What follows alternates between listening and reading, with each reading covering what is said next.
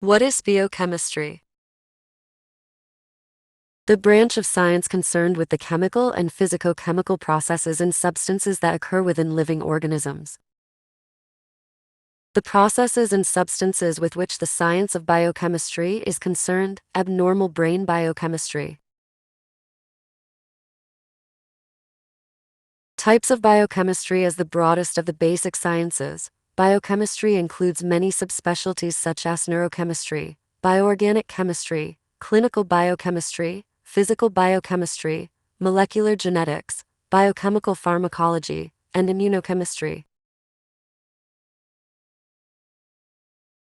Understanding biochemistry. Biochemistry is a branch of science that explores the chemical processes within and related to living organisms. It is a laboratory-based science that brings together biology and chemistry. By using chemical knowledge and techniques, biochemists can understand and solve biological problems. What are the three fields of biochemistry? A subdiscipline of both biology and chemistry, biochemistry can be divided into three fields: structural biology, enzymology, and metabolism. Over the last decades of the 20th century, biochemistry has become successful at explaining living processes through